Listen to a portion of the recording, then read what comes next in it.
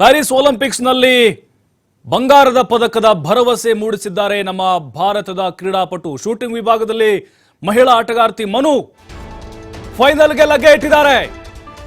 Paris ಒಲಿಂಪಿಕ್ಸ್ನಲ್ಲಿ ಭಾರತದ ಮೊದಲ ಪದಕದ ಭರವಸೆ ಇದು.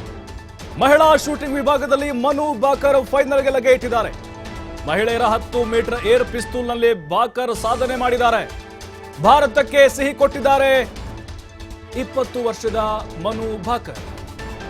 ಏರ್ ಪಿಸ್ತೂಲ್ ಸ್ಪರ್ಧೆಯಲ್ಲಿ 45 ಶೂಟರ್ಗಳು ಭಾಗವಹಿಸಿದರು. 45 ಅದರಲ್ಲಿ ನಮ್ಮ ಭಾರತದ ಹೆಮ್ಮೆಯ ಮನು ಬಾಕರ್ ಫೈನಲ್ ಲಗ್ಗೆ ಇಟ್ಟಿದ್ದಾರೆ. 500 ಅಂಕ ಪಡೆದಿದ್ದಾರೆ.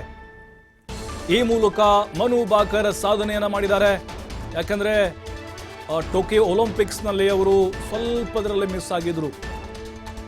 2021ರಲ್ಲಿ ಟೋಕಿಯೋ ಒಲಿಂಪಿಕ್ಸ್ನಲ್ಲಿ ಕಾಮನ್ವೆಲ್ತ್ ಗೇಮ್ಸ್ನಲ್ಲಿ ಇವರು ಗೋಲ್ಡ್ ಮೆಡಲಿಸ್ಟ್.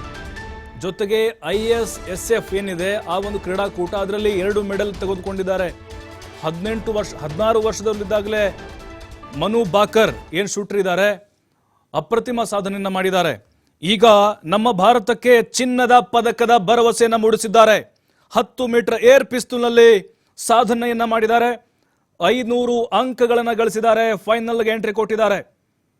ನೋಡ್ರಿ, 3ನೇ ಸ್ಥಾನವನ್ನ ಅಲಂಕರಿಸಿದ್ರು ಅವರು. ಆರಂಭದಲ್ಲಿ 3ನೇ ಸ್ಥಾನಕ್ಕೆ ಬಂದಿದ್ರು. ನಂತರ ಬಂದು ಈಗ ಫೈನಲ್ಗೆ ಲಗ್ಗೆ ಇಟ್ಟಿದ್ದಾರೆ.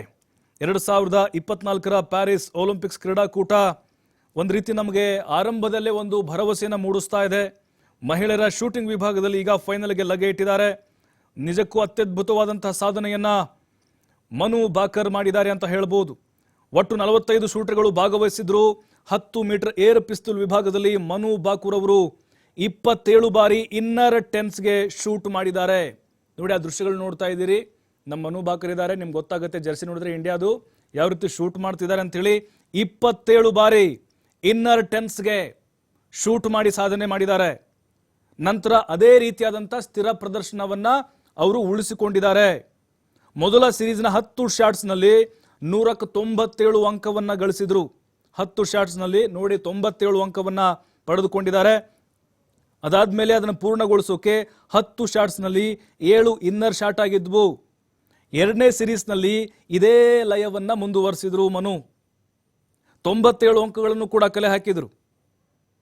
ನೋಡಿ, ಮನು ಬಾಕರ್ ಏನಿದ್ದಾರೆ, ಮೊದಲ ಅರ್ಧದ ಒಂದು ಪಂದ್ಯ ಏನಿತ್ತಲ್ವಾ, ಮೊದಲ ಅರ್ಧ ಆಟ ಏನಿತ್ತು, ಅರ್ಹತಾ ಸ್ಪರ್ಧೆ ಇತ್ತು, ಅದರಲ್ಲಿ 300ಕ್ಕೆ 292 ಅಂಕವನ್ನು ಗಳಿಸಿದ್ರು. ಈ ಮೂಲಕ ಫೈನಲ್ಗೆ ಎಂಟ್ರಿಯನ್ನು ಕೊಟ್ಟಿದ್ದಾರೆ. ನೋಡಿ, ಫೈನಲ್ಗೆ ಅರ್ಹತೆ ಪಡಿಬೇಕು ಅಂತ ಹೇಳಿದ್ರೆ ಅಗ್ರ 8ರಲ್ಲಿ ಸ್ಥಾನ ಪಡಿಬೇಕು, ಅಂದ್ರೆ ಟಾಪ್ 8ಅಲ್ಲಿ ಸ್ಥಾನ ಪಡಿಬೇಕು. ಕಳೆದ 3 ವರ್ಷಗಳ ಹಿಂದೆ ಟೋಕಿಯೋ ಒಲಿಂಪಿಕ್ಸ್ನಲ್ಲಿ ಭಾರಿ ನಿರಾಸೆ ಮೂಡಿಸಿದ್ರು ಇದೇ ಮನು ಬಾಕರ್. ಈಗ ನಮಗೆ ಚಿನ್ನದ ಭರವಸೆಯನ್ನ ಮೂಡಿಸಿದ್ದಾರೆ ಭಾರತೀಯರಿಗೆ.